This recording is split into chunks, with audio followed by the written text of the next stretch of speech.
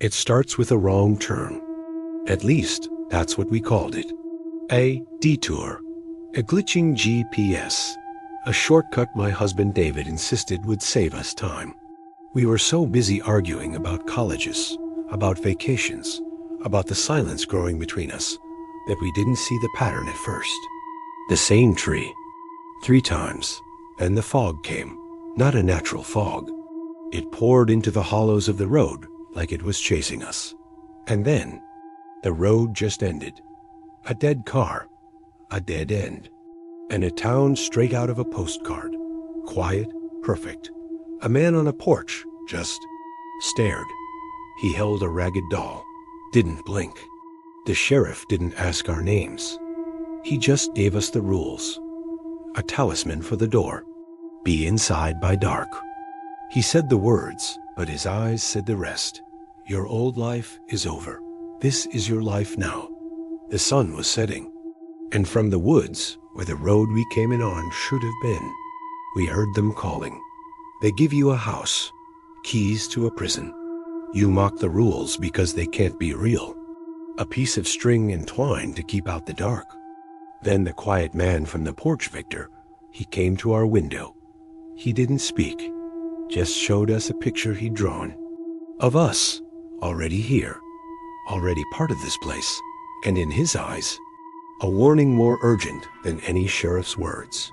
Then night fell, and it brought my mother, who's been buried for 5 years. She stood in the moonlight, smiling her smile. Lena, sweetheart, she said, it's so cold.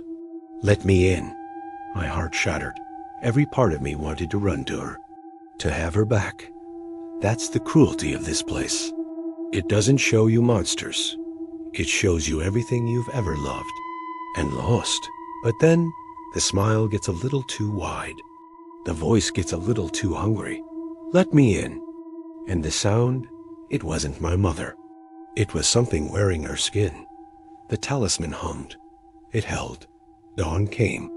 And on the door were the scars of what tried to get to my children. Daylight in Harvest Crossing is a kind of quiet madness. The same food appears. The same static on the radio.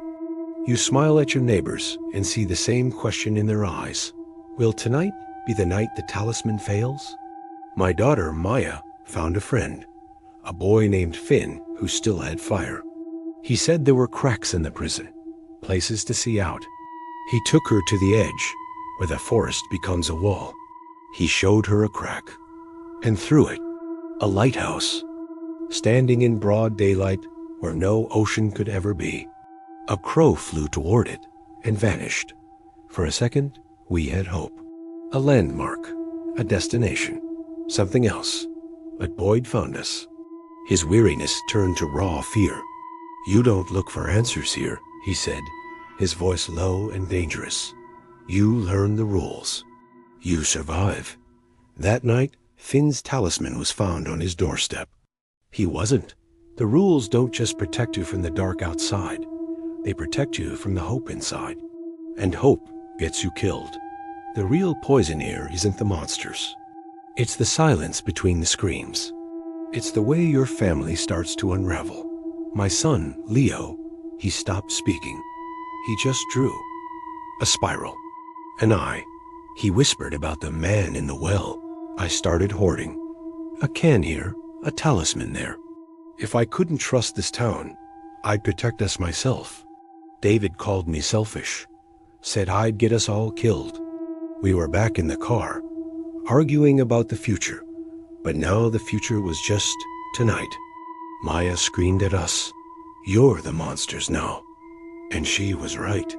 In our fear, we were tearing each other apart. And while we were distracted, Leo was gone. His drawings were a map. They led to an old well in the woods. His cries came from the darkness below. Not from water, from a tunnel. David went down. His flashlight found stones carved with that same terrible spiral. And at the end of the tunnel, something looked back. Something that had been waiting, not for just anyone, for us. It spoke with stolen voices. A chorus of everyone we'd heard here. It said the town was a throat, the crows were eyes, and it offered a deal. A life for a path. One stays in the dark, the rest get a road home. The choice was a knife. David was down there with it. I was up here, hearing the first howls of the night. We argued over the radio, our voices breaking.